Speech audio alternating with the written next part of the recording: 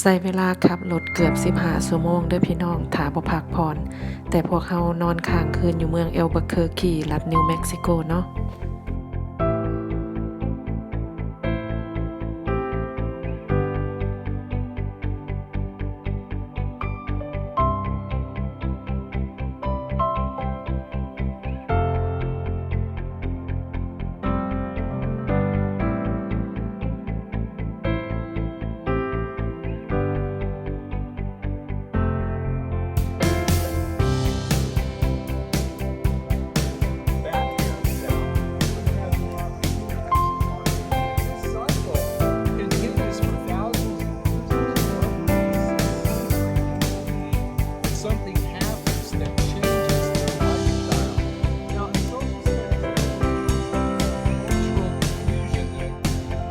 หลังจากทัวร์ไกด์แนะนำเรื่องราวของเผ่าพิวโรเลยเนาะพวกเราก็พากันเดินทางลงไปใต้คลิปก็คือพื้นหินนะพี่น้องสมัย700 ปีก่อนบ่มีหนทางแบบนี้ได้บ่ฮู้ว่าเขาอาศัยขึ้นลงแนวใดเนาะแต่ว่าการดำเนินชีวิตก็ลำบากแห้งแล้งพี่น้องน้ำก็ขาดเนาะบ่มีน้ำใช้ทางลงนี่ก็เป็นเหวเลิกได้พี่น้องแต่ว่าเขาสร้างคันไดเนาะให้นักท่องเที่ยวแต่ว่าสมัยตะกี้เดินทางลำบากอีหลี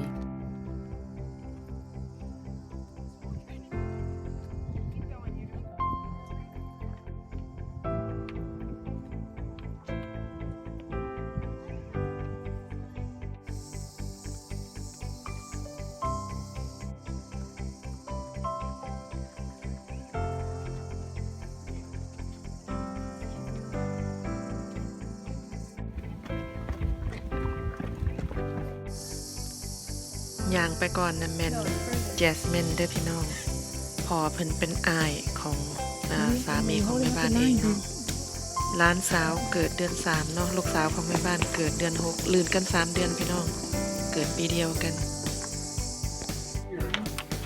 Yeah, kids, come on up here so you can see this. So, when they were farming on the top, you guys noticed as you drove in here today that you didn't cross any rivers. You guys from back east didn't cross any creeks. And you guys from Texas didn't cross any draws. Because we don't have any here. This is all dry farming. All of the water comes in the form of precipitation, snow in the winter, rain in the summer. Averaging 3 to 5 inches a year. What happens in the summer is the jet stream kind of changes its course and it goes down far enough in the south that it can kind of circumvent the bottom of the Sierra and Nevada mountains. And it is that it drops water in Arizona and New Mexico, and they drop rain, but because they're so low, we get static electricity, so we get a lot of lightning up here, okay? And the lightning, you see all the burn over here, that's all lightning-caused fires. Now, this forest takes 200 to 250 years. It's called a pinyon juniper forest from the pinyon pine and the Utah juniper. It takes 250 years to actually regenerate, okay? So I'm going to start calling that wood the resource. And what happens is that as people come in here, they start cutting the resource down. They start cutting it down for fires. They start cutting it down for building and also just to clear land for corn. But all good things must come to an end. And the Denver chronologists tell us that by 1281 they stopped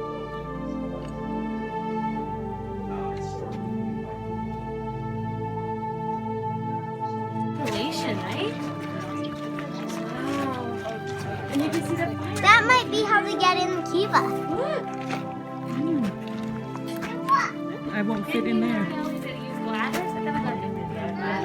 layer of the bottom of the sea. Does that make sense to you? Now, sandstone is a very soft sedimentary rock, but it has a unique property in that it is porous.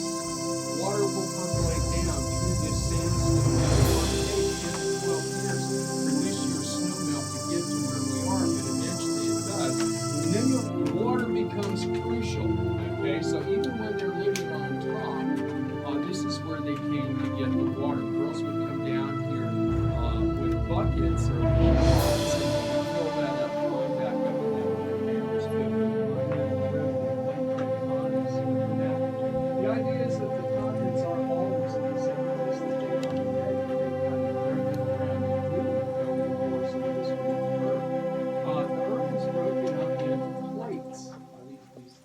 plates on the top of the earth that the continents sit on, and they kind of float on the magma of the earth, and they drifted around. So we here in western Colorado are at the western end of what is known as the Pacific Plate, slides under the western end of the North American Plate. And then for billions of years, it pushes on that plate, creating a tremendous amount of pressure until, in a relatively short period of geologic time, boom, we have what the geologists call geologic uplift, where what was at one time below sea level is now 7,000 feet above sea level. Okay?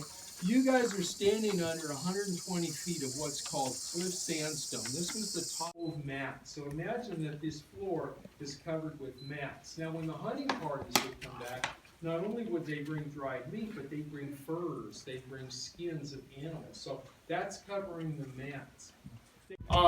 You'll notice this balcony over here. This is called Balcony House because of this balcony. And this would have been, you've been seeing these in Cliff Palace all over the place. A lot of those walls have fallen down and knocked the balcony. See those guys on the side?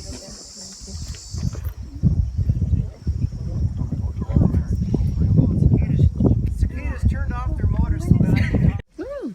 Look at that. I ask you to not sit on the walls there. You can sit on the sandstone and try not to lean on the walls too much back there, please. This is now in the man-made structure. Compliment of Puebloans today on this tour because I can pack them in here where you can't hardly get a sheet of paper between everybody. I know. And you really get a feel for what it would be like to live here. You didn't know that I was making you practice to be a Puebloan, did you? Well, snuggle up close to each other, but look what happens to people when they live in places like this. These Pueblos are pretty dense concentration. It's a place where, well, if you live in a place like this, everybody knows what everybody is doing and all the time. And perhaps that's the reason. One of the reasons why they moved down here was to be in a place where they could observe each other, where they could keep their eye on each other. And I don't really mean in an odious big brother kind of way. Rather, people wanted to help each other. They were trying to help each other live in the proper way in order to try and recapture balance in their world, because on mesa tops or in the cliffs, kivas tend to dominate the front portion of their structures. The kiva, that circular underground space used for ceremonial purposes, which when you look out here, we see a bunch of big open circles. The other tourists standing around a bunch of kivas over at that tower there. If we were here when the ancestral Pueblos were here, we wouldn't be looking at big open holes. We would be looking at clay courtyards. It would be like a circular clay tennis court, but the ladders in the very middle coming up, because that's the way to get down into the kiva, that place beneath.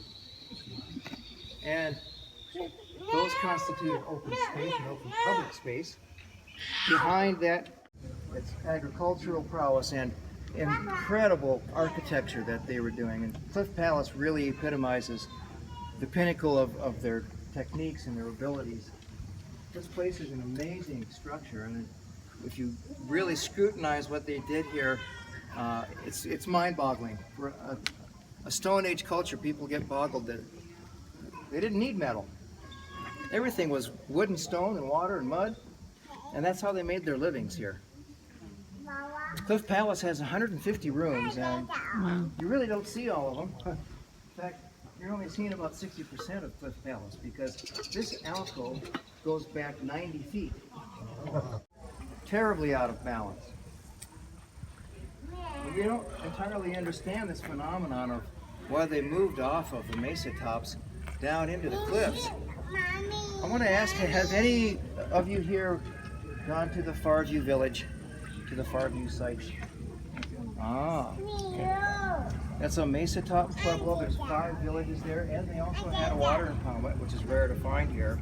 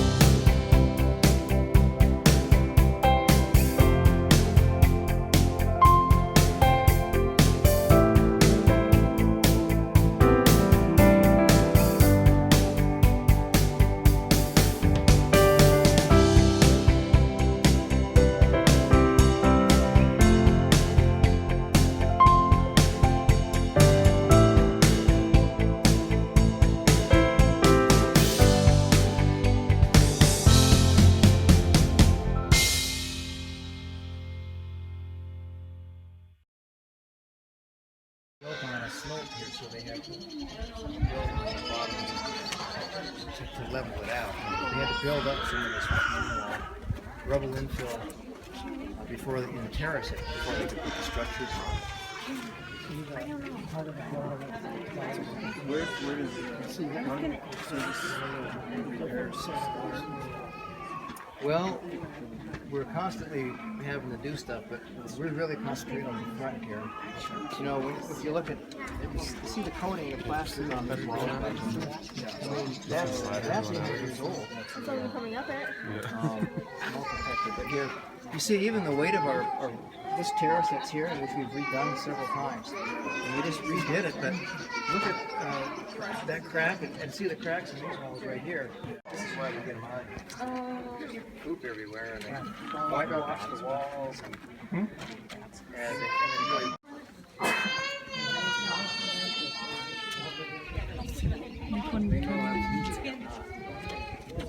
You can pass. My foot's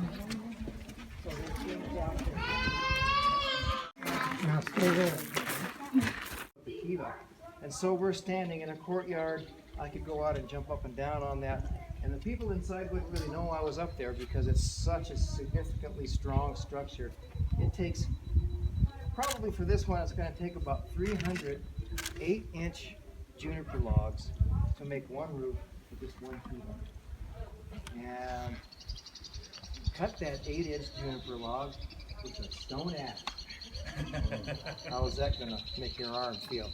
You know, it takes about 250 to 280 wax to get through an 8-inch log. It's hard, dense wood. You're spending more time sharpening your axe than cutting wood. A lot of work goes into these. Where you're standing, you are in front of the air vent. Fresh air enters there and comes in. There's a hole right beneath that for trees, and then the thick slurry of that sandy clay soil and ash that you mix up together that they use for everything, for the stonework, for the masonry, for the stuff. Olivia, Jasmine. I can't believe actually someone lived here.